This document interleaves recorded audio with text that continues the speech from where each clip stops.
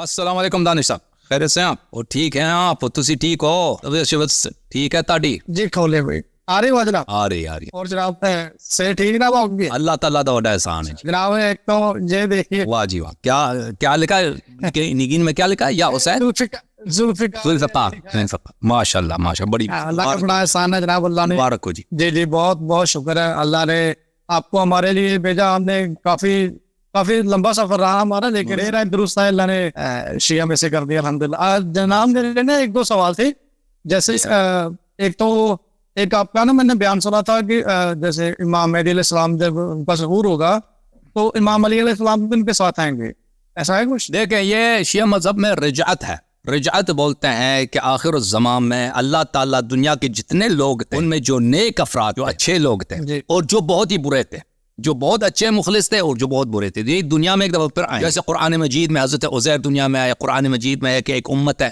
وہ طاعون سے نکلنے کے لیے گئے تھے، پھر وہ مر گئے، پھر اللہ نے ان کو دوبارہ زندہ کیا۔ تو اللہ تعالیٰ دنیا کے آخر میں جو لوگ بہت اچھے لوگ تھے، نیک لوگ تھے، لیکن وہ دنیا میں انہوں نے جو ان کی دل میں بہت خواہش تھی کہ دین کی عظمت کو دیکھیں، اہل بیت علیہ الصلوۃ والسلام کی حکومت اور شان کو دیکھیں، ائمہ تاریخ علیہ صاحب کی حکومت کو دیکھیں، تو اللہ تعالیٰ ان کو دوبارہ زندہ فرمائے گا۔ اور جن کے دل میں بہت خواہش تھی کہ وہ اہل بیت علیہ السلام کی خدمت کریں، ٹھیک ہے نا، ان کو دوبارہ دنیا میں لائے گا۔ اور اسی طرح جو لوگ بہت برے تھے، جنہوں نے لوگوں پہ بہت ظلم کیا ہے، شیعوں پہ بہت ظلم کیا، اہل بیت علیہ السلام پہ ظلم کیا، ان کو دوبارہ دنیا میں لائیں گے تاکہ ان کو اسی دنیا میں بھی سزا دیا جا سکے۔ لیکن جو لوگ اتنے مخلص نہیں ہیں، جو لوگ زیادہ برے نہیں ہیں، تو ان کو نہیں لایا جائے گا۔ تو یہ کچھ لوگوں کے لیے، تو یہ امام عصر علیہ السلام کا جب ظہور ہوگا اس زمانے میں، یہ بہت ساری احادیث میں ہے، تو اس اور قرآن کی آیت میں، یہ بہت لمبی بحث ہے کہ اللہ تعالیٰ پر کچھ لوگوں کو زندہ فرمائے گا، تو اس میں امیر المؤمنین علیہ الصلوۃ والسلام، یہ قرآن کی آیت بھی ہے، دابۃ تکلمہم، یہ قرآن مجید کی آیت ہے۔ بہرحال کہ رسول صلی اللہ علیہ وسلم دنیا میں آئیں گے، امیر المؤمنین علیہ السلام آئیں گے، امام حسین علیہ السلام آئیں گے، اور اس زمانے سے لے کر آج تک جتنے مخلص شیعہ تھے، جو بہت ہی باتقوا تھے، نیک تھے، اور جن پہ ظلم ہوا، اور وہ چاہتے تھے کہ ائمہ اطہار علیہ السلام کی خدمت کریں، لیکن ان کو موقع نہیں ملا۔ وہ چاہتے تھے نبی صلی اللہ علیہ وسلم کی خدمت کریں، جان قربان کریں، یا امام علی علیہ السلام کی پہ قربان جائیں، دین کی خدمت کریں، جہاد کریں، ان کی حکومت کو دیکھ لیں، لیکن ان کو نہیں مل سکا ہے۔ تو اللہ تعالیٰ ان کو دوبارہ زندہ کرے گا، اور وہ اللہ کے لیے کوئی مشکل نہیں ہے کہ اللہ کسی مردے کو زندہ کرے دنیا میں۔ اس کا ایک ریفرنس ایکچولی میرے فرینڈ ہے ہمارا، وہ بھی الحمدللہ آ رہا ہے اس طرف، تو اس کو کوئی ریفرنس دینا ہے، اس کا شیعہ کتب میں سے ہو جائے، کوئی ایسی بات نہیں۔ تو شیعہ کتب میں جو ہے رجعت کے متعلق میں آپ کی خدمت میں عرض کروں، شیعہ کتب میں اس کے جو کتاب ہے وہ ہے مختصر البصائر میں، اس کی بہت تفصیل، سب سے زیادہ اس میں کتاب مختصر البصائر ہے، یہ عربی زبان میں، البتہ دوسرے کتابوں میں بھی آپ کو مل جائے گا، قرآن کی آیات میں، تفسیر میں، کتاب تفسیر برہان میں، لیکن اس میں زیادہ ہے۔ یہ ہے کتاب ہے مختصر البصائر الدرجات للشیخ سعد بن عبداللہ الاشعری القمی، اس میں ایک بہت بڑا چیپٹر ہے اور بہت زیادہ احادیث ہیں، دوسرے کتب میں بھی ہے، کافی وغیرہ میں بھی ہے، لیکن اس کتاب میں زیادہ ہے، ٹھیک ہے نا۔ تو میں کیونکہ بعض لوگ اس پہ شک کریں گے، اب آپ نے بات چھیڑا ہے، اور دیکھیں میں اس کو قرآن مجید سے میں ایک آیت آپ کو دکھا دیتا ہوں تاکہ آپ کو تاکہ قرآن سے بھی ثابت ہو جائے، اور بہت سارے یہ اس طرح ہیں، قرآن کی آیات روایات تو بہت زیادہ ہیں۔ ملاحظہ کریں قرآن مجید فرقان حمید میں، یہ قرآن مجید ہے، سورہ بقرہ، یہاں پر آیت نمبر 243، آیت نمبر یہ 241 42 43، اعوذ باللہ من الشیطان الرجیم، الم تر الی الذین خرجوا من دیارہم وهم الوف حضر الموت، کیا تم نے اس جماعت کو نہیں دیکھا کہ وہ اپنے گھروں سے نکلے اور ان کی تعداد ہزاروں کی تعداد تھی، ٹھیک ہے نا۔ ایک شہر میں، یہ اسلام سے پہلے کا واقعہ ہے، ایک شہر میں طاعون آیا تھا علاقے میں، تو وہ لوگ اپنے طاعون کے وبا کی یعنی موت کی وجہ سے وہ بھاگ گئے اپنے گھروں سے، سب نکل گئے کہ یہاں پہ ہم مر جائیں گے، تو وہ نکل گئے، ہزاروں کی تعداد میں تھے، موت سے بچنے کے لیے نکلے تھے، فقال لهم اللہ موتوا، اللہ نے حکم دیا کہ سب مر گئے، ثم احیاهم، پھر اللہ نے ان کو دوبارہ زندہ کیا اسی دنیا میں مرنے کے بعد، ان اللہ لذو فضل علی الناس، تو یہ ایک دفعہ واقع ہو چکا ہے۔ پھر اس کے علاوہ مزید آپ کی خدمت میں، اور یہ نبی بھی نہیں تھے، کس طرح نبی تھے، کوئی ولی تھے، اس طرح بھی نہیں تھے، وہ عام لوگ تھے، اس میں اچھے بھی تھے، برے بھی تھے، ان کو اللہ تعالیٰ نے زندہ کیا۔ اچھا، اور روایات میں کہ جو دوسرے مخالفین نے بھی روایت کی ہے، جو پرانے امتوں میں ہوگا وہ اس امت میں بھی واقع ہوگا، ٹھیک ہے نا۔ میں آپ کی خدمت میں ایک اور آیت دکھاؤں قرآن مجید میں، یہ قرآن مجید کی آیت ہے، اعوذ باللہ من الشیطان الرجیم، سورہ کون سا ہے؟ سورہ ابراہیم ہے، نہیں سورہ ابراہیم نہیں، اچھا معاف کیجیے گا، سورہ ابراہیم نہیں چاہیے مجھے، سورہ بقرہ چاہیے، یہ سورہ بقرہ ہے، اعوذ باللہ من الشیطان الرجیم، اس میں 259 والی جو روایت، 259 259، او کالذی مر علی قریۃ وہی خاویۃ علی عروشها. یہ جناب عزیر کا واقعہ. عزیر نبی نہیں تھے, صالحین میں سے تھے. تو ان کو اللہ فاماتہ اللہ 100 عام ثم بعث, اللہ نے ان کو 100 سال تک مردہ رکھا, 100 سال تک وہ مرا رہا, پھر اللہ نے اس کو دوبارہ زندہ کیا. ٹھیک ہے نا. یہ پرانی امتوں میں. اب قرآن مجید میں جو اس امت میں رجعت ہوگی اس کے متعلق واضح آیت ہے قرآن مجید میں, سورہ مبارکہ نمل میں آیت نمبر 83. سورہ نمل ہے, آیت نمبر 83. دیکھیں اس کو اچھی طرح سے بعد میں آپ پڑھ لیں, اس کو سمجھ آ جائے گی. یہ سورہ نمل ہے, آیت نمبر 83. اچھا یہ کیا ہے؟ 74 76 81 82 83 ہے. اعوذ باللہ من الشیطان الرجیم. وَيَوْمَ نَحْشُرُ مِنْ كُلِّ أُمَّةٍ فَوْجًا مِّمَّنْ يُكَذِّبُ بِآيَاتِنَا. ایک دن آئے گا وَإِذَا وَقَعَ عَلَيْهِمُ الْقَوْلُ عَلَيْهِ إِذَا وَقَعَ الْقَوْلُ عَلَيْهِمْ أَخْرَجْنَا لَهُمْ دَابَّةً مِّنَ الْأَرْضِ تُكَلِّمُهُمْ أَنَّ النَّاسَ كَانُوا بِآيَاتِنَا يُوقِنُونَ. یہ بہت زیادہ احادیث. یہ جو ہے دابۃ الارض, دابۃ الارض یہ امیر المؤمنین علیہ السلام. اللہ اور اس کو اللہ جانتا, میں نے اس کو خواب میں بھی دیکھا, اسی واقعے کو خواب میں دیکھا. بہت ساری روایات میں ہے کہ اللہ تعالیٰ صفا اور مروہ کے درمیان امام زمان علیہ السلام کے ظہور کے وقت امیر علیہ السلام کو نکال دیں گے. تو میں نے خواب میں دیکھا کہ امام زمان علیہ السلام آ چکے ہیں اور امیر المؤمنین علیہ السلام کے ہاتھ میں ذوالفقار, اور وہ مکہ شریف صفا و مروہ کے درمیان تھے, اور کفاروں سے بھاگ رہے تھے. تو یہ بہت ساری روایات میں. بہرحال جو اگلا جو آیا ہے اس کے متعلق وَيَوْمَ نَحْشُرُ مِنْ, یہ آیہ نمبر 83 ہے جس کا میں کہہ رہا تھا. وَيَوْمَ نَحْشُرُ مِنْ كُلِّ أُمَّةٍ فَوْجًا. ایک دن آئے گا کہ ہم ہر نیشن سے, ہر ملت سے ایک عدد کو, سب کو نہیں, ایک عدد کو, ایک جماعت, ان کو کیا کریں گے, ان کو جمع کریں گے, ان کو نکالیں گے. سمجھ میں؟ قیامت میں تو سب کو نکالا جائے گا. ٹھیک ہے نا. قیامت کے دن وہاں پہ حتیٰ کہ جانور وہاں پہ آ جائیں گے. قیامت کے دن تو سب انسان آئیں گے. سر نہیں کہ قیامت میں بعض لوگوں کو لایا جائے گا, نہیں. قیامت جو ہے یوم الدین جو ہے, بڑا قیامت جو ہے, جس کے بعد جہنم ہے, جس میں حساب کتاب ہے, میزان ہے, صراط ہے, اس کے بعد لوگ جنت جائیں گے یا جہنم دے کے لے جائیں گے. ٹھیک ہے نا. اس میں تو سب لوگوں کو جائے گا. یہاں پہ قرآن کیا کہہ رہا ہے, ایک دن آئے گا نحشر من کل امت فوجا, ہر امت میں سے ایک گروہ کو, ایک جماعت کو ہم لائیں گے. ممن یکذب بآیاتنا, وہ لوگ جو ہماری آیات کی تکذیب کرتے تھے. فہم یوزعون, ان کو وہاں پہ کڑا کیا جائے گا, جمع کیا جائے گا. تو یہ کب کے لیے؟ یہ قیامت کے لیے نہیں ہے, کیونکہ قیامت میں تو سب لوگوں کو لایا, یہاں پہ ایک بعض لوگوں کو لایا جائے گا. تو یہ کب ہے؟ یہ اللہ تعالیٰ آپ کو یہ اس میں ہے, اس کے لیے اپنے رجعت کے لیے. اور میں آپ کے قیامت کے متعلق اللہ تعالیٰ کا فرمان ہے, ملاحظہ کریں. قیامت کے متعلق اللہ کا کیا فرمان ہے؟ قیامت کے متعلق یہ فرمان ہے اللہ کا. اعوذ باللہ من الشیطان الرجیم. ووضع الكتاب فترى المجرمین مشفقین مما فیہ ویقولون یا ویلتا ما لهذا الكتاب لا يغادر صغیرة ولا کبیرة الا احصاها. بلکہ یہ والی آیت 47. وَيَوْمَ نُسَيِّرُ الْجِبَالَ وَتَرَى الْأَرْضَ بَارِزَةً وَحَشَرْنَاهُمْ فَلَمْ نُغَادِرْ مِنْهُمْ أَحَدًا.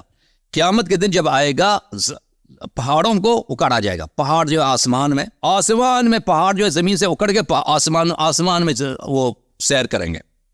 زمین جو ہے بالکل وَتَرَى الْأَرْضَ بَارِزَةً, زمین کو بالکل کیا دیکھو گے کہ بالکل ننگا ہو چکا ہے, پہاڑیں بھی اس سے اکاڑی جا چکی ہیں. وَحَشَرْنَاهُمْ, ہم لوگوں کو جمع کریں گے. فَلَمْ نُغَادِرْ مِنْهُمْ أَحَدًا, کسی کو نہیں چھوڑیں گے. قیامت کے دن کسی کو نہیں چھوڑا جائے گا, ہر ایک کو محشور کیا جائے گا. لیکن ایک اور بھی دن ہے جس میں بعض لوگوں کو محشور کیا جائے گا. ٹھیک ہے نا. اچھا ایک اور آیت میں آپ کو دکھا دوں, سورہ مبارکہ آل عمران میں. یہ سورہ آل عمران, اعوذ باللہ من الشیطان الرجیم. جی کیا فرما رہے ہیں؟ کچھ کہہ رہے تھے بھائی صاحب. جی نہیں بھائی آپ کریں. ہاں یہ سورہ مبارکہ آل عمران ہے, ملاحظہ کریں یہاں پر آل عمران. ٹھیک ہے نا. آل عمران آیت نمبر 81 اس میں دیکھیں. اعوذ باللہ من الشیطان الرجیم. وَإِذَا أَخَذَ اللَّهُ مِيثَاقَ النَّبِيِّينَ لَمَا آتَيْتُكُم مِّن كِتَابٍ وَحِكْمَةٍ ثُمَّ جَاءَكُمْ رَسُولٌ مُصَدِّقٌ لِّمَا مَعَكُمْ لَتُؤْمِنُنَّ بِهِ وَلَتَنصُرُنَّهُ. یاد کرو اس وقت کو جب اللہ تعالیٰ نے سب انبیاء کا میثاق لے لیا, عہد لے لیا, انبیاء کا عہد لے لیا کہ ایک نبی آئے گا, وہ نبی کتاب اور حکمت کے ساتھ آئے گا. اب میں آپ کو کتاب اور حکمت دوں گا, اور اس کے بعد ایک نبی آئے گا, وہ نبی مصدق لما معکم, وہ نبی جو آخر الزمان کے ہمارے نبی صلی اللہ علیہ وسلم آپ کی نبوت کی وہ تصدیق کر رہا ہوگا. جب وہ آئیں گے تؤمنون بہ ولتنصرنہ, اس پہ آپ نے ایمان لانا ہے, اس کی نصرت بھی کرنی ہے. اور بھائی سب انبیاء سے عہد لیا نا, آدم سے, نوح سے, ابراہیم, سب سے, کہ جب یہ نبی آئیں گے آپ نے اس کی ایمان بھی لانا ہے, نصرت بھی کرنی ہے. تو بھائی آپ یہ تو کہہ سکتے ہیں کہ قبر میں انہوں نے ایمان لایا, نبی صلی اللہ علیہ وسلم جب آئے تو انہوں نے قبر, تو نصرت کیسے کی؟ نصرت تو کسی نبی نے نہیں کی, وہ دنیا سے جا چکے تھے نا. تو یہ اہل بیت علیہ السلام کے بہت سارے احادیث میں ہے کہ یہ رجعت میں ہوگا, امام زمان علیہ السلام کے ظہور میں. اس وقت موسیٰ بھی آئے گا, ابراہیم بھی آئیں گے, نوح بھی آئیں گے. سب ہمارے نبی صلی اللہ علیہ وسلم کی نصرت کریں، ٹھیک ہے نا، یہ اس کا وقت ہوگا. ثم اقررتم قلتم علی ذلکم اسری، تو یہ بہت سارے روایات میں، ٹھیک ہے نا میرے بھائی. اس کے علاوہ بھی قرآن کے آیات ہیں، روایات ہیں. اللہ آپ کی عزت دے، ٹھیک ہے نا بھائی. اچھا بھائی ایک چیز اور دیکھو میں لوگوں سے عرض کرتا ہوں کہ میرے بھائیو دیکھو، ہمارا عقیدہ ہے کہ موت کس کے ہاتھ میں؟ موت اللہ کے ہاتھ میں. اور وہ اللہ جس نے ایک دفعہ خلق کیا ہے، زندہ کیا نا، وہ دوسری دفعہ بھی زندہ کر سکتا ہے، 2 دفعہ بھی زندہ کر سکتا ہے، 3 دفعہ بھی زندہ، 10 بے شک بے شک بے شک. یہ کہ بعض لوگ اس کا مذاق اڑائے نا، وہ جو اس کا مذاق اڑاتے ہیں ان کو قیامت کا بھی مذاق اڑانا چاہیے. ان کو قیامت کا بھی مذاق اڑائے. قرآن کی سب آیات جس میں ہے کہ اللہ نے اسی دنیا میں مردوں کو زندہ کیا ہے، ان سب آیات کا وہ مذاق اڑا دیں. جی سر بولیں. جی اچھا بھائی ایک نا آپ سے ریفرنس لینا تھا. جیسے آپ شاید قرآن سے آپ بتا رہے تھے، مجھے وہ آیت ایکچولی مجھے یاد نہیں ہے. آپ نے بتایا تھا کہ حضور جب حضور کی دنیا میں تھے تب تو کچھ صحابی تھے جو بول رہے تھے کہ یہ جو خلافت ہے حضور کے بعد بنو ہاشم میں نہیں جانے دیں. 3-4 صحابی تھے، آپ نے کچھ تفسیر میں بتایا تھا.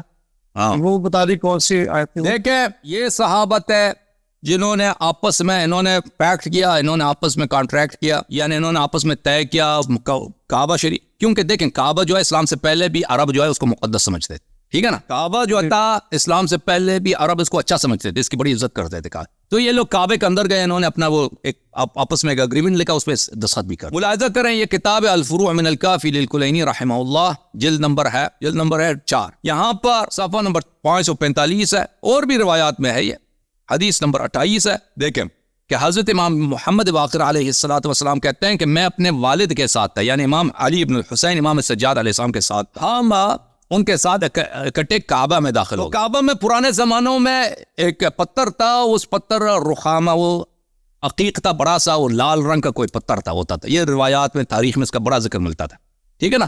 تو اس پہ لوگ کھڑے ہو کے نماز پڑھتے تھے. اور امیر المومنین السلام کی جب پیدائش ہوئی تھی تو اسی پتھر پہ رکھا، کعبہ شریف میں ان کو اسی پتھر پہ رکھا. تو شیعہ حضرات سے بڑی محبت کرتے تھے اس پتھر سے، ٹھیک ہے نا. اس پتھر سے بہت محبت کے پاس رکھا تھا، ٹھیک ہے نا.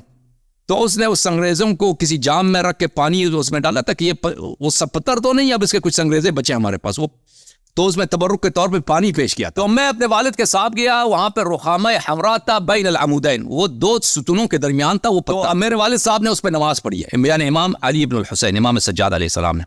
فقال فی هذا الموضع تعاقد القوم، اسی مقام پر غاصبین فدق، غاصبین خلافت، غاصبین امامت آپس میں انہوں نے عہد کیا. کعبے میں آ کر انہوں نے آپس میں عہد کیا تھا کہ انمات رسول اللہ صلی اللہ علیہ وسلم او قتل، اگر پیغمبر وفات ہو جائیں یا قتل کیا جائیں، لا اللہ يرد هذا الامر فی احد من اہل بیت، اس امر امامت و خلافت کو اہل بیت کے کسی فرد کو نہیں جانے دیں گے. بھائی ان کے بعد ہم نے نہیں کسی کو، ان کے اہل بیت میں سے کسی کو امام نہیں بننے دینا، نہ علی علیہ السلام کو، نہ حسن، نہ حسین کو. قلت تو میں نے کیا ومن کان، میں نے وہاں پہ کون تھے؟ کان الاول والثانی، خلیفہ اول خلیفہ ثانی، نمبر 1 نمبر 2 وہاں پہ تھے. ابو عبیدہ ابن الجراح بھی تھا، سالم ابن ابی الحبیبہ، سالم مولا حذیفہ، یہ سب یہ 4-5 صحابت ہیں، انہوں نے آپس میں عہد کیا تھا. اس کے علاوہ بھی اسی کے متعلق اللہ نے قرآن میں آیت نازل کی. یہ آیت جو سورہ مجادلہ میں ہے، ما یکون من نجوى 3 الا هو رابعهم، 3 آدمی 3 منافق آپس میں جو نجوا کرتے ہیں ان کو پتہ ہونا چاہیے کہ چوتھا اللہ ہے، اللہ دیکھ رہا ہے کہ تم آپس میں کیا سرگوشی کرتے ہو، کیا آپس میں تم سازشیں بناتے ہو. ولا 5 الا هو سادسهم، اگر 5 ہو تو چھٹا اللہ، زیادہ ہو یا کم ہو اللہ ان سب کو پتہ ہے، اور اللہ تعالیٰ قیامت کے دن سب کے ان کے سب سازشوں کا حساب لے گا. یہ اس کے اسی آیت کے ذہن میں اور روایات بھی ہیں، ٹھیک ہے نا بھائی، سمجھ آئی دانش بھائی؟ جی شکر. اچھا ایک چیز پوچھنی تھی، جیسے علماء کرائم ہے جو ان کے سارے جماعت مخالف ہیں ان کے، تو ان کا شروع سے تو ہم نے انہی کا پڑھا ہے، اب تو ہمیں شروع سے ABC سیکھنی ہے. تو ہم قرآن کی کوئی تفسیر ایسی بتائیے جو ہم پڑھے، تو کیونکہ جو شیعہ جو ہم نے علم تو شیعہ عالموں سے لینا ہے. آپ مہربانی کریں نا ہمارے گروپ میں ادھر پوچھیں جو شیعہ، ایک تفسیر ہے انگلش میں احمد علی صاحب کی، میر احمد علی، وہ بہت اچھی تفسیر ہے، اس نے انگلش میں ترجمہ، وہ پڑھے گا عالم پاک. انگلش نہیں بھائی اتنی ہے، اردو میں مجھے نہیں معلوم، آپ ہمارے شیعہ بھائیوں سے پوچھ لینا. ایک تفسیر ہے، تفسیر برہان ہے، وہ عربی زبان میں شاید وہ اردو میں ترجمہ ہو چکا ہے، وہ بہت اچھی تفسیر ہے، بہت بہترین ہے، وہ مفصل ہے. کوئی واٹس ایپ گروپ میں ہوگا کوئی جس میں اس میں پوچھے نا کہ وہ آپ کو بتا دیں کہ اردو میں کون سی تفسیر، جس میں دیکھیں تفاسیر مشکل یہ ہے، جو شیعہ مولوی لکھتے ہیں نا اس میں سے بہت ساری ان کے اپنی وہ اجتہادات ہوتے ہیں، نظریات ہوتے ہیں، اس کی کوئی اتنی ویلیو نہیں ہے. شیعہ مولوی جو ہے، شیعہ مولویوں میں بے دین لوگ بہت ہیں جن کے عقائد باطل، بالخصوص یہ لوگ جو تفسیر لکھتے ہیں، جو تفسیر لکھنے والے ہیں ان میں بہت ہیں، زیادہ ہیں. یعنی اکثریت ان کی ہے جو غلط تفسیر کرتے ہیں. ان میں سے کم ہیں جو تفاسیر اچھی لکھتے ہیں، اہل بیت علیہ السلام کے اقوال کے مطابق لکھتے ہیں. تو شیعہ تفاسیر میں بالخصوص ہمارے دور میں جو علماء ہیں نا، وہ جو ترجمہ کرتے ہیں، قرآن کی تفسیر کرتے ہیں، وہ خود عقیدہ ان کا صحیح نہیں ہوتا، ان کو خود بھی پتہ نہیں ہوتا کہ میں غلط لکھ رہا ہوں، کیونکہ انہوں نے کبھی حدیث نہیں پڑھی، کبھی تفسیر نہیں پڑھی، وہ ایسے شروع ہو جاتے ہیں تفسیر کرنے میں. تو وہ شیعہ عقیدے کے مخالف لکھنا یہ عام چیز ہے شیعہ علماء کے ہاتھوں. تو عرض یہ ہے، تو وہاں پہ آ کے کسی بھائی سے پوچھ لیں کہ کون سی تفسیر جو ہے اردو زبان کی وہ بہترین ہے، ٹھیک ہے نا، تاکہ آپ کو وہاں ایک لاسٹ سوال میرا، ایک لاسٹ ہے. ٹھیک ہے بھائی، انشاءاللہ میں آپ کو نمبر سینڈ کر دوں گا. ایک بھائی لاسٹ سوال تھا میرا، جب وہ حضور ہجرت کے لائم لاسٹ رہ گئے تو ابو بکر کو کیوں ساتھ لے کے گئے؟ کیوں ساتھ لے کے گئے تھے، یہ میں نے کسی روایت میں نہیں دیکھا کہ اس کی وجہ کیا ہے. اس کی وجہ کیا ہے کہ ابو بکر کو کیوں ساتھ لے کے گئے تھے. وہ دیکھیں، ہو سکتا ہے کہ یہ شخص اگر پیچھے بچ جاتا، یہ چغلی لگاتا، کچھ کر لیتا نا، کوئی غلط حرکت یہ کر لیتا، یا مثلا اس کو دیکھ دو تپڑ مار لیتے، وہ بتا دیتا کہ بھئی وہ کہاں گئے، کس طرف گئے. تو شاید ہو سکتا ہے وجہ یہ ہو. یا مثلا دیکھیں نبی کریم صلی اللہ علیہ وسلم بہت ہی خوش اخلاق تھے اور بہت کریم تھے. وہ منافق سے بھی بہت پیار سے پیش آتے تھے. اس طرح نہیں تھے کہ اگر کوئی مومن ہے تو اس کی عزت کرے، منافق ہے تو اس کی نہیں. وہ کافر کی بھی بہت عزت کرتے تھے. اور لوگ مسلمان بھی بنتے تھے نا، جو لوگ مسلمان بنتے تھے وہ بہت سارے لوگ ان کے اخلاق کی وجہ سے، ان کی کرم کی وجہ سے، بھائی وہ خود بھوکے رہتے تھے، دوسروں کو اپنا کھانا دیتے تھے، گھر والے ان کے بھوکے رہتے ہیں، دوسروں کو کھانا کھلاتے ہیں. تو اگر کسی وہاں پہ ایک شخص آیا، اس نے مثلا اس سے خواہش ظاہر کی کہ میں بھی آپ کے ساتھ جانا چاہتا ہوں، تو وہ بڑے کریم تھے. اس طرح وہ ان کی یہ خلق نہیں تھی کہ وہ لوگوں کو رد کریں. یعنی کسی روایت میں یہ وجہ، آپ وجہ پوچھا نا کہ کیوں اٹھا کے لے کے گئے تھے ان کو ساتھ، میں نے نہیں دیکھا کہ وجہ بتا دے. ہم اپنی طرف سے کچھ گمان کر سکتے ہیں. پہلی بات ہے ابو بکر کوئی بہادر آدمی نہیں تھا کہ وہ بھئی اس کو، ہاں، کیونکہ اس کے دنیا میں اس کی کوئی بہادری کی کوئی وہ تعریف نہیں ہے کہ اس کو میں سپورٹ کے لیے لے کے گئے کہ یہ بھئی سپورٹ کرے گا نا، کیا خاک سپورٹ کرے گا. وہ اس کو کبھی تلوار چلائی، کچھ بھی نہیں کیا. ابو بکر کوئی ایسا آدمی نہیں تھا کہ اس کو راستے کا پتہ ہو، کہ مثلا مدینے کا ڈائریکشن کس طرف ہے، کہ کہہ دیں کہ بھئی یہ راستہ اس کو آتا ہے. یہ بھی کہ اس کو نہیں آتا تھا، کیونکہ ان کا جو گائیڈ تھا کہ مدینہ کا راستہ دکھانے والا وہ ابن اریقط تھا، وہ دوسرا شخص تھا، ٹھیک ہے نا. یا ابو بکر مثلا وہاں پہ کھانا لے کے آیا تھا خدمت کو، یہ بھی کسی روایت میں نہیں ہے. جب غار میں تھے تو امیر المؤمنین علیہ السلام کھانا لے کے آتے تھے، ان کے جو بھی سفارشات ہوتے تھے کہ فلان کام کرو، وہ امیر المؤمنین علیہ السلام سے کراتے. تو ابو بکر کو کس لیے ساتھ لے کے گئے ہمیں نہیں معلوم. اونٹنی بیچی تھی انہوں نے حضرت، اونٹنی بیچی تھی اس نے، اونٹنی بیچی ابو بکر. یہ بخاری میں بھی موجود ہے. پیسے بھی لیے تھے اس سے، اور بہت اعلیٰ پیسے لیے. نہیں یہ تو ان کے میں نے ایک پڑھی تھی، جی سنا میں نے، وہ بول رہے تھے کہ حضور نے زبردستی دی ان کو پیسے. وہ تو وہی کہہ گئے نا، زبردستی دی ہے. دیکھیں نبی کریم صلی اللہ علیہ وسلم کے خلق شریف میں یہ ہے کہ وہ ہدیہ وہ قبول کرتے تھے، صدقہ قبول نہیں کرتے. ہدیہ اگر کوئی ہدیہ کرے وہ کبھی ان کی سنت میں نہیں کہ کسی ہدیے کا وہ پیسہ دے دینا. ہدیہ قبول کر. ابھی میں آپ کو گفٹ دے دوں نا، گفٹ یہ سنت ہے، آپ قبول کریں. ابھی میں کہتا ہوں بھائی صاحب آ جاؤ، میں آپ کو فرض کریے کتاب ہدیہ دے دیتا ہوں، یا مثلا کوئی قمیض دے دیتا ہوں، یا ٹوپی جو سن گلاسز جو بھی ہدیہ دے دو، یہ آپ اس کو رد کریں، یہ اچھی بات نہیں ہے. آپ کے لیے بہتر یہ ہے، سنت یہ ہے، ثواب یہ ہے کہ آپ قبول کریں ہدیے کو. نبی کریم صلی اللہ علیہ وسلم قبول کرتے تھے، اور ان کے سنت میں کبھی نہیں ہے کہ وہ ہدیہ کا پیسہ دیتے تھے. کبھی دکھایا نا. وہ جو کہتے ہیں کہ نبی صلی اللہ علیہ وسلم نے، ابو بکر نے کہا کہ میرے پاس اونٹ ہے، تو نبی صلی اللہ علیہ وسلم نے کہا کہ میں اس کا پیسے دوں گا. وہ عائشہ کی حدیث ہے، ٹھیک ہے نا. وہ تو اپنے باپ کی عزت کے لیے تو کہے گا کہ نبی صلی اللہ علیہ وسلم نے اس کو زبردستی پیسے. بھائی کب نبی صلی اللہ علیہ وسلم ہدیے کے لیے پیسے دیتے، ٹھیک ہے نا. جو حقیقت ہے، اصل حقیقت ہے کہ نبی صلی اللہ علیہ وسلم نے اس کو پیسے دیے تھے، تو اسی لیے کہ وہ ہدیہ نہیں کر رہا تھا نا. اگر ہدیہ کر رہا تھا تو وہ کبھی پیسہ نہ لیتے، وہ ہدیہ قبول کر. وہ تو وہ فروخت کے چکر میں تھا. اچھا، جیسے عائشہ اور حفصہ کے متعلق آتا ہے کہ انہوں نے جیسے ان کے اوپر زبان درازی کی ہے، خلافت جو غصب بھی ہے اس میں ساتھ دیا ہے ابو بکر عمر کا دونوں نے. تو میں نے سنا تھا ام سلمہ یا ام حبیبہ ان میں سے کسی حضور کی وائف نے یا کچھ ایسے یہ عمل نہیں ان کی عمر کیسے. ام حبیبہ جو ہے ابو سفیان کی بیٹی ہے، وہ اچھی عورت نہیں ہے، ٹھیک ہے نا. ام حبیبہ معاویہ کی بہن ہے، وہ اچھی عورت. لیکن ام سلمہ بہت ہی مومنہ عورت، بہت ہی پاک عورت. جی انہوں نے کبھی کوئی ام سلمہ سے کسی قسم کی شکایت نہیں ہے. اہل بیت طاہرین علیہ السلام ہمیشہ ام سلمہ ان کی خدمت کرتی تھی اور سپورٹ کرتی تھی، اور اہل بیت علیہ السلام نے بھی ان کی عزت کی. ان کے سے کوئی شکایت نہیں ہے شیعوں. اچھا جناب، اللہ مجھے بچائے برے گمان سے. میں ایک بات پوچھنا چاہتا ہوں، جیسے مان لیجیے فرض کیجیے اگر کسی لیڈی کے اوپر ہم کوئی تہمت لگا رہے ہیں کہ یہ ایسے فلانے شخص کے ساتھ یہ ایسے غلط ہے، ٹھیک ہے، تو وہ لیڈی اگر صحیح ہوگی تو وہ بندے سے دوری اختیار کرے گی کہ یار اس کی وجہ سے میرا کریکٹر خراب ہو رہا ہے, ٹھیک ہے, تو میں اس سے دوری علیحدگی اختیار کروں. تو جیسے قرآن کی آیتیں ہیں طلحہ کے بارے میں, جیسے آیا کہ حضور کے گھر میں ایسے انٹری نہیں کرنا. عائشہ جب پتا چلا, کیونکہ عائشہ کو پتا ہی ہوگا کہ یہ میرے متعلق اتری ہے, طلحہ کے متعلق اتری ہے, تو اس کے بعد بھی وہ طلحہ کے ساتھ ہی رہی ہے. تو اس کے بارے میں کیا, تو یہ تو عائشہ جو دیکھیں طلحہ تو اس کا رشتہ دار تھا نا. تو جب رسول صلی اللہ علیہ وسلم نے منع کیا ہے کہ طلحہ نہیں آ سکتا ہے, دروازے سے آگے کوئی نہیں آ سکتا, کسی نے بات بھی کرنے پردے کے پیچھے سے بات کرے, تو طلحہ کو بڑا غصہ آیا تھا, اس نے غلط باتیں کی ہیں. ان کی اپنی کتابوں میں ہے کہ صحیح سند کے ساتھ کہ عمر نے طلحہ سے کہا کہ رسول پاک صلی اللہ علیہ وسلم آخر تک آپ پہ غضبناک تھے, آخر تک آپ سے ناراض. تو پھر ان کے تعلقات کیا رہا ہے, یہ تواریخ میں دیکھیں اس طرح کے جو تعلقات ہوتے ہیں یہ ان کو تواریخ میں ان کا نقل کرنا بہت مشکل ہوتا ہے. بالخصوص تعصب ہے لوگوں کا, ڈر بھی ہے, خوف بھی ہے, تقیہ بھی ہے نا, تو اس کو نقل کرنا یہ ہے کہ جب عثمان کے خلافت میں عائشہ جو ہے عثمان کے قتل کے فتوے دیتی تھی, یہ فاسق ہے, یہ فاجر ہے, کافر ہے, اس کو قتل کرو. اور عائشہ کی بڑی اس زمانے میں بہت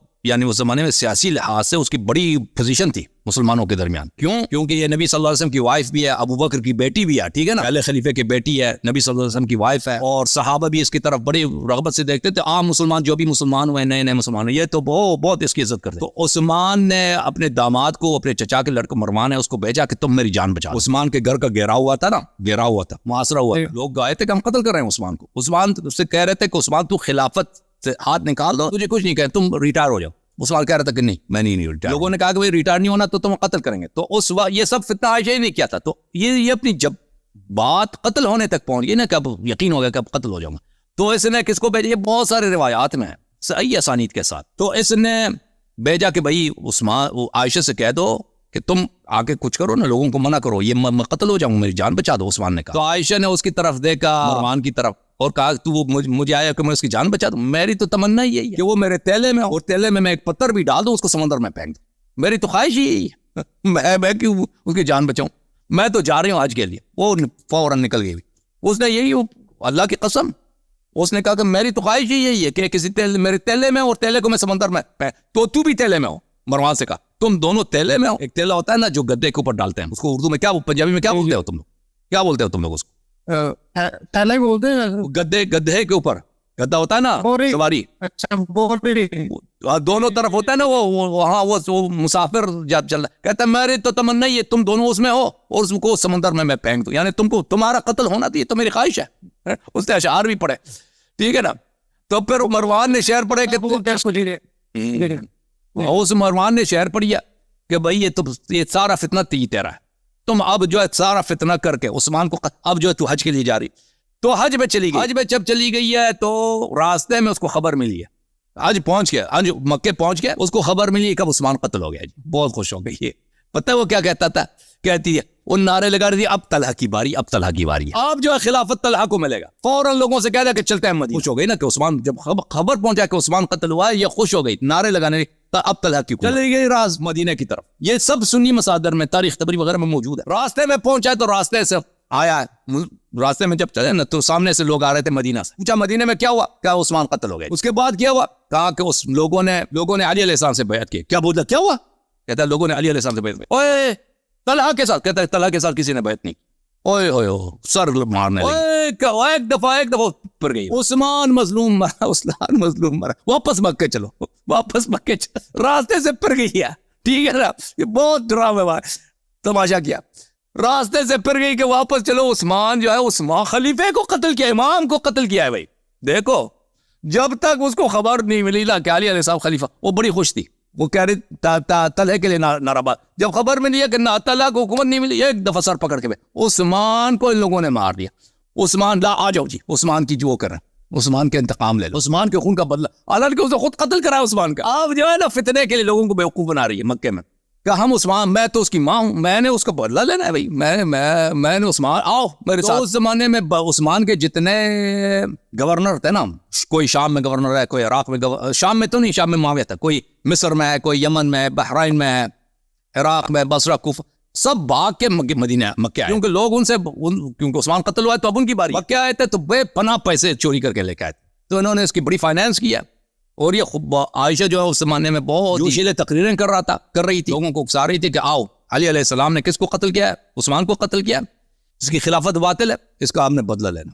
تو اس طرح اس نے جنگ جمل کرا کر دی. اچھا جناب، تو طلحہ کے ساتھ آپ نے تعلقات کا پوچھا نا، تو طلحہ کے ساتھ تعلقات اس طرح تھے کہ پھر اس کے ساتھ یہ جو ہے پھر اس کے ساتھ مل گئی ہے. کہاں چلی گئی؟ طلحہ مدینے میں تھا نا جب عثمان قتل ہوا. طلحہ باغ کے مکے پہنچے اپنی عائشہ کے پاس، پس یہ دونوں اکٹھے ہو کے یہ چل پڑے بصرہ پہ قبضہ کیا ان لوگوں نے. راستے میں جو کچھ ہوا اللہ جانتا ہے، ٹھیک ہے نا. اچھا جناب، بہرحال تعلق بس طلحہ کے ساتھ اس کے تعلقات یہ. پھر طلحہ قتل ہو گیا، پھر طلحہ مر گیا جنگ جمل میں.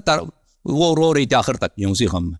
اچھا جناب، میں نے یہ بات پوچھی، یہ بات صحیح ہے کہ نبی کی جو بیوی ہوتی ہے اور وہ کافر ہو سکتی ہے لیکن بدکار نہیں ہو سکتی؟ کوئی حدیث روایت نہیں ہے، یہ کوئی حدیث روایت نہیں ہے، ٹھیک ہے نا. اچھا، اور یہ ضعیف سند کے ساتھ عبداللہ ابن عباس کا قول ہے. عبداللہ ابن عباس سے نسبت دی جاتی ہے. کوئی ضعیف سند کے ساتھ کوئی دلیل. اللہ تعالیٰ آپ کو عزت دے میرا. اچھا جی سر.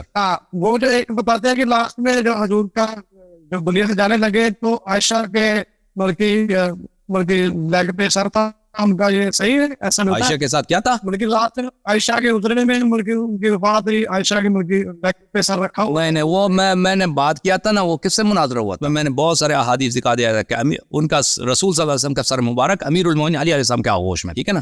آخر تک ام سلمہ کی صحیح حدیث ہے، امیر المومنین علیہ السلام کی حدیث ہے، ام سلمہ کی حدیث ہے صحیح اسانید کے ساتھ. ٹائٹل اس کے ساتھ ہوا تھا نا مولوی حبیب کے ساتھ. اس کا ٹائٹل مجھے نہیں معلوم، میں آپ کو دکھا دیتا ہوں، کوئی بات نہیں. یہ بخاری نے بھی اس کو روایت کیا. یہ کتاب الادب المفرد بخاری محمد بن اسماعیل بخاری، چاپ دار الصدیق سنہ 2000 میں چھپی ہے. یہ صفحہ نمبر 64 ہے، حدیث نمبر 156 ہے. امیر المؤمنین علیہ الصلوۃ والسلام کی حدیث ہے، یا علی ایتینی بطبق وغیرہ وغیرہ. رسول اللہ صلی اللہ علیہ وسلم کا سر مبارک کان راسو بین الذراع وعضدی وذلك حتى فاضت نفسه. نبی صلی اللہ علیہ وسلم کا سر مبارک میرے آغوش میں تھا، میرے سر اور میرے بازو کے درمیان تھا، اور اسی حالت میں ان کی وفات ہو گئی، ٹھیک ہے نا. اچھا، میں آپ کی خدمت میں عرض کروں کہ یہ طبقات ابن سعد میں بھی ہے. اس کے علاوہ دیکھیں ام سلمہ کی جو حدیث ہے، مسند اسحاق ابن راہوی جزء رابع 1995 میں چھپی ہے. یہ صفحہ نمبر ہے 129، حدیث نمبر 1896. اس کے ذیل میں ہے کہ اسنادہ لا یقل عن درجۃ الحسن، کم از کم یہ حدیث حسن ہے، بلکہ یہ حدیث صحیح ہے. ام سلمہ نے کہا کہ میں اس قسم کا کہ علی علیہ الصلوۃ والسلام آخری شخص تھے جو نبی صلی اللہ علیہ وسلم کے ساتھ، آخر میں یہ ہوا تھا کہ نبی صلی اللہ علیہ وسلم علی علیہ الصلوۃ والسلام نبی پہ جھکے ہوئے تھے، اور نبی صلی اللہ علیہ وسلم یناجی و یسارو، نبی صلی اللہ علیہ وسلم باتیں کر رہے تھے امیر المومنین سے. آخر تک باتیں جملے وہ ہمیں نہیں معلوم، سرگوشی میں کہتے ہیں، ہمیں کمرے سے نکال دیا، میں دروازے کے ساتھ بیٹھی تھی. فکان اقرب الناس عہدا برسول اللہ صلی اللہ علیہ وسلم علی علیہ السلام. علی علیہ السلام آخری شخص ہے جو انہوں نے علی پیغمبر سے بات کی ہے، ٹھیک ہے نا. فضائل الصحابہ میں وغیرہ وغیرہ بھی موجود ہے. یہ بہت لمبی بحث ہے، اللہ کی بھی روایت ہے. اللہ آپ کو رضا کر دے. Thank you. اچھا میرے محترم ناظرین، ہمارے جو آپریٹر بھائی ہیں ان کی طبیعت خراب ہے، طبیعت بہت خراب ہے. آپریٹر بھائی، ان کے لیے دعا کریں. اللہم صلی علی محمد و محمد. اللہ نہیں طبیعت صحیح ان کے مذاکرت. اللہم کن لولیک الحجۃ ابن الحسن صلواتک علیہ وعلی آبائہ فی هذه الساعة وفی كل ساعة ولیا وحافظا وقائدا وناصرا ودلیلا وعینا حتی تسکنه ارضک طوعا وتمتعه فیها طویلا. اللہم صلی علی محمد. اللہ آپ کو عزت دے. خدا حافظ.